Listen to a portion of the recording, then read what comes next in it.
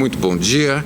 Meu nome é Renato de Melo Jorge Silveira, eu sou professor titular de Direito Penal da Faculdade de Direito, hoje chefe de departamento de Direito Penal, Medicina Forense e Criminologia, e tenho a muito grande satisfação de receber neste projeto Memória da Fundação Arcadas uma lenda franciscana, um exemplo da faculdade, um ícone da advocacia, da academia, da vida, que é o professor Miguel Reale Júnior. Meu professor, meu exemplo, meu ícone, mas não só meu, como de toda a escola. E eu queria agradecer muitíssimo, professor, pela sua disponibilidade, pelo fato de o senhor ter atendido o convite, pelo fato de o senhor ser este exemplo para uma atualidade de professores, para uma juventude de professores, para uma juventude permanente da faculdade. A faculdade sempre se renova, sempre se reanima, e o nome do professor, os livros do professor, os estudos do professor, a ideia do cardápio de crimes que eu sempre recordo em todas as minhas aulas, é sempre presente. O professor Miguel Reale Júnior, sem dúvida alguma, é dos penalistas da casa, dos juristas da casa, um dos mais destacados, o mais lembrado no departamento e talvez o responsável por uma união de um grupo como há muito não se via nesta casa. Professor, queria agradecer desde logo e começar esta conversa, começar este bate-papo, esta rememoração de uma vida dedicada ao direito, à faculdade, inicialmente perguntando um pouco para o senhor teve, na verdade, um exemplo do direito desde casa, e eu queria só ouvi-lo como foi essa formação do menino Miguel Reale Júnior até a chegada, a entrada, a escolha do direito, sendo que eu sei que o senhor tinha outras vontades, outros gostos além do direito, mas acabou enveredando por esta área. Primeiramente, quero agradecer ao professor Renato Melo Jorge Silveira a possibilidade desta conversa, dizer que ele exagera nas considerações que fez a meu respeito e dizer que eu tenho uma grande alegria de ser amigo dos filhos dos meus amigos. E Renato, filho de Otávio Leitão da Silveira, grande amigo, que comigo trabalhou especialmente na reforma penal, nos fazendo críticas e na construção de uma revista chamada Ciência Penal. Então é uma grande alegria estar aqui, e esse grupo que hoje contém o nosso departamento de direito penal é um grupo de excelência. É uma alegria muito grande ver esse grupo unido, trabalhando em prol da difusão do direito penal, em prol da sua crítica, da análise profunda, com trabalhos importantíssimos. O Renato é, sem dúvida nenhuma, um dos penalistas mais consistentes, especialmente na área do direito penal econômico. Os trabalhos são importantíssimos, fundamentados, como infelizmente não se vê em outras partes. Obrigado. E quanto à sua pergunta, eu vivi a faculdade desde criança, especialmente meu pai falando ao telefone com o então diretor Braz Arruda, que sempre ligava na hora do jantar.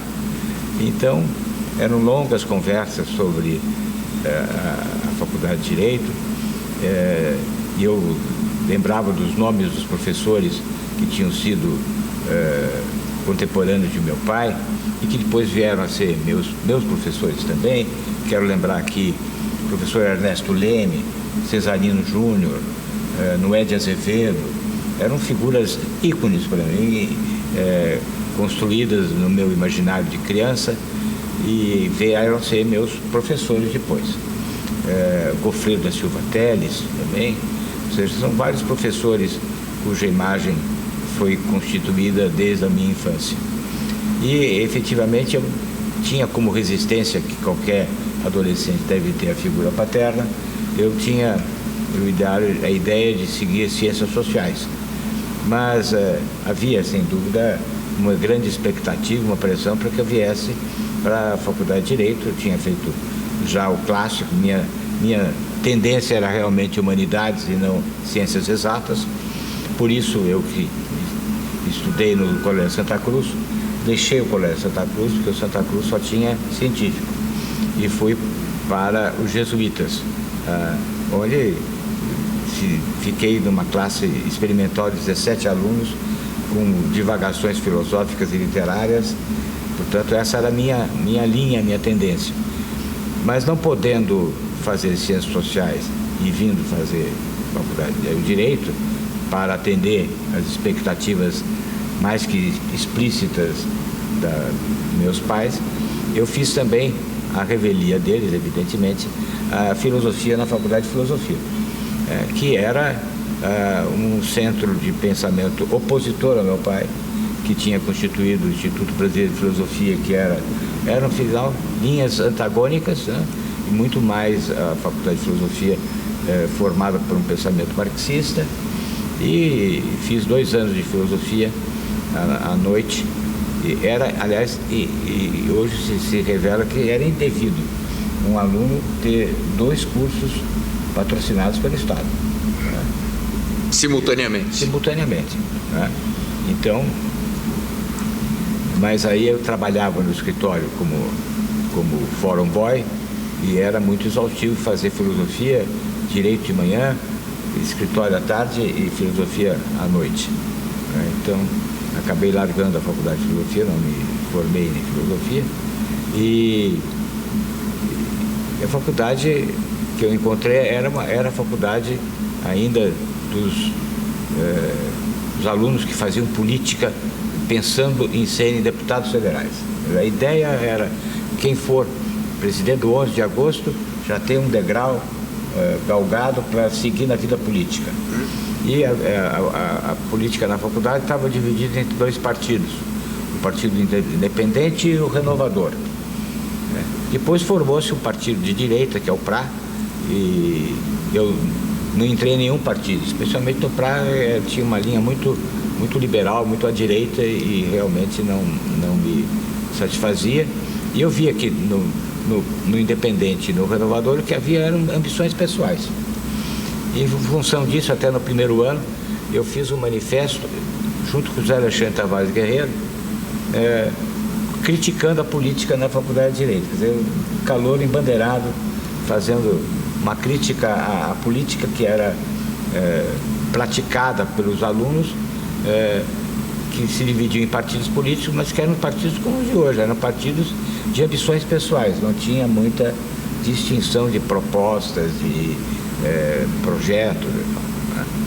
E logo depois veio o golpe de 64 e praticamente acaba a política acadêmica, continua o PRA, né? Continua a política acadêmica, e eu não tive nenhuma atividade política na Faculdade de Direito, né, ao longo do curso. O senhor ingressa em 63? 63. Quando eu ingresso em 63, até eu relatei isso na homenagem que fiz ao Zé Carlos. O Zé Carlos era o orador do 11 de agosto. Eu ainda fui contemporâneo do Zé Carlos durante um ano. Zé Carlos Dias, que é um dos maiores tribunos da área criminal do país, foi, digamos, o exemplo de criminalista que também traz o jovem Miguel Reale Júnior para a área criminal. Mas antes de falar sobre isso, professor, eu queria ainda, neste momento de Miguel, o aluno, ouvi-lo um pouquinho sobre esta vida política na faculdade. É verdade, o senhor esclarece, mas sobre as influências, os motes de professores da área penal, da área criminal, da área de processo, que eu sei que o senhor quase envereda também por esta área. O senhor acaba sendo assistente, ou pelo menos se enamora um pouco do processo, mas depois evolui um pouco mais e vem para a área penal. Queria ouvir um pouquinho sobre isso. Bem, a faculdade viveu em 63 um ano bastante agitado, ou seja, o Brasil estava agitado com as propostas de reforma de base. E eu dizia, eu cheguei a fazer, ainda estudante aqui na faculdade, a promover o primeiro encontro do governador Lacerda com Adhemar de Barros. Eu tinha a ideia de que era necessário que as forças civis se reunissem para que as forças militares não surgissem. Moleque, através de Conceição da Costa Neves, de João Pacheco Chaves e dos políticos do PSD de São Paulo, que era o grande partido nacional, né, mas que estava em São Paulo pela figura de Charles de Ulisses Guimarães. E o nosso mote era o seguinte, uma frase que eu tinha timbrado, né? As reformas são uma necessidade, a democracia uma urgência, né? Ou melhor, as reformas são uma necessidade, a democracia uma exigência. E então a minha atividade política foi extra faculdade. Mas logo esse movimento que fez uma reunião de Adhemar com Lacerda, foi na casa do Abel Sodré, a primeira vez que Lacerda e Adhemar se encontram, que eram inimigos, o DN e o PSP de Adhemar. Depois há uma reunião no Pacaembuzinho, e essa reunião acaba frustrando essa união, porque quando o Adhemar vai falar, todos que eram os udenistas que estavam lá saem e abandonam o recinto, quer dizer, demonstrando que não tinha união nenhuma. E evidentemente essa ideia de uma força civil que levasse ao Jango uma proposta de apoio, mas com moderação, porque o clima era muito agitado. Esse clima agitado se reproduzia na faculdade. Então houve até quebra-pau na vinda do João Pinheiro Neto, que era o presidente da Superintendência da Reforma Agrária. Tá? A faculdade vivia momentos tensos, né? Políticos, de reflexo do mundo lá fora. A faculdade era um espelho, espelhava o que acontecia fora. E, em suma, a faculdade, depois eu caminhava muito mais pelo campo do direito civil. Curiosamente, o Guerreiro, que era grande amigo da época, caminhava pelo campo do direito penal. E nós invertemos os papéis. Houve uma troca de papéis. Uma troca de papéis no resto da vida. E foi a faculdade aqui que me levou ao direito penal. Quem me levou para o direito penal chama-se Ricardo Andreucci. Que vai ser uma figura que eu vou querer examinar um pouco mais a miúde, porque também me foi muito importante, sim, por várias razões. Pois é, eu sei disso. E então, a faculdade amorteceu com o golpe militar. Como ela era o reflexo do mundo lá fora, o mundo ficou cinzento e ela também se acinzentou, né? E ficou aqui a prevalecer o PRA como um partido de direita, né? E, em suma, eu fui para o direito penal por conta do Ricardo e fui também para o processo penal, mas aí a convite do professor Canuto Mendes de Almeida, que era uma figura excepcional, uma grande inteligência, não sei se eu posso contar um episódio do Canuto. Por favor. Prometo que ninguém vai ouvir além deste pequeno recinto. Bom, o Canuto era uma inteligência extraordinária O Canuto era professor catedrático de processo penal. Catedrático de processo penal, Canuto Mendes de Almeida. E o Canuto, então, me convidou para ser assistente dele. Ele estava fazendo um júri simulado, que já era uma coisa bem engraçada, que os alunos que tinham criado o caso, o fato de uma senhora que tinha se recolhido numa espécie de pensionato, cuja diretora chamava-se Madame Beaujolais. Você já imagina? E ela tinha traído o marido, estava traindo o marido com um estudante de direito. Quando o marido entra no pensionato e atira na mulher, e o estudante foge pela janela. Lógico, o estudante de direito não ia ser vítima de um homicídio. Ele era esperto. Então tinha esse júri simulado. E aí o fato mais curioso é que ele me chama para acompanhar um exame oral dos alunos. E o Canuto não exigia nada, né? Ele era de uma liberalidade absoluta. Então, durante o exame oral, na sala João Arruda, lá embaixo, ao lado do túmulo do Júlio Frank, amanhã foi correndo, ele perguntava, os alunos não sabiam nada e eram provados, e aí, de repente, já com a manhã se finalizando, o sol penetrando em diagonal pelos vitrais, ele disse: agora está muito tarde, vamos fazer o seguinte, 5 alunos aqui, o senhor vai ser examinado, se o senhor for aprovado, todos são, se o senhor for reprovado, todos são. Então chamou o aluno, e aí é a primeira vez que, durante a manhã, que ele fez perguntas duras ao aluno. E o aluno não sabia nada, evidente.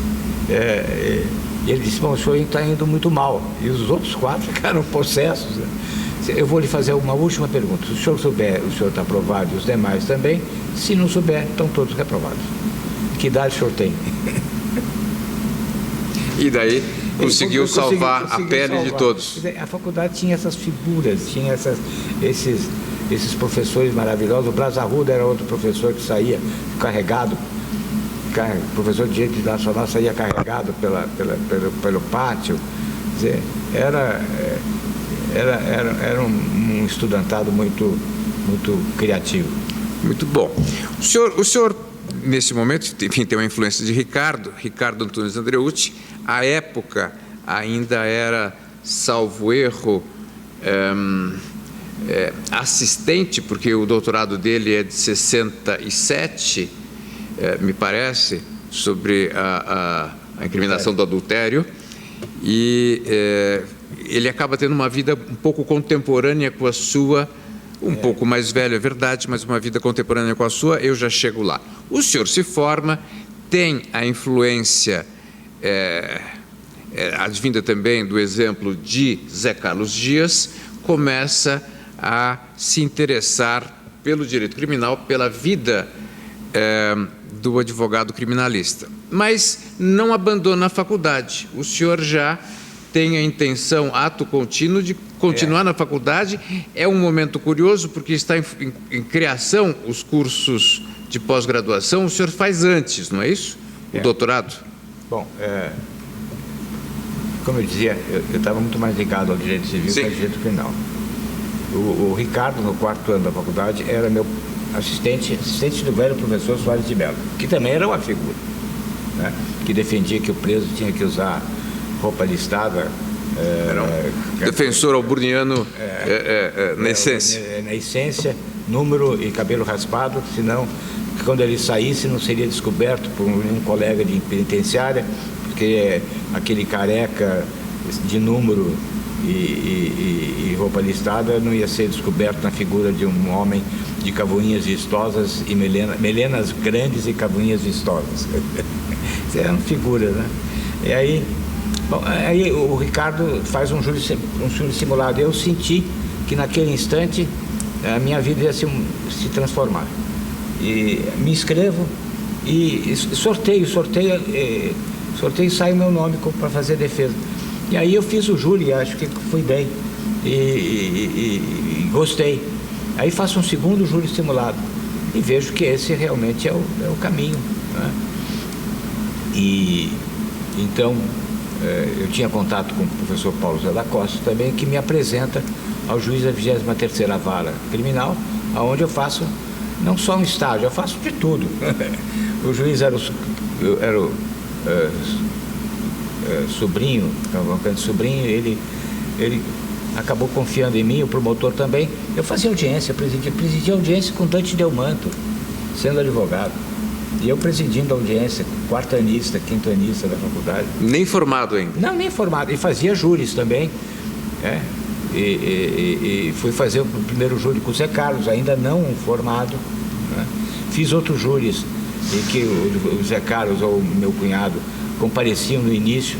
E fiz júri contra o Dirceu de Mello, contra Hermínio Marques Porto. Dirceu de Mello, na época promotor de justiça, depois chegou até a presidência do Tribunal de Justiça de São Paulo e também professor titular da PUC São Paulo. Hermínio Marques Porto, também promotor de justiça, depois catedrático de processo penal da PUC.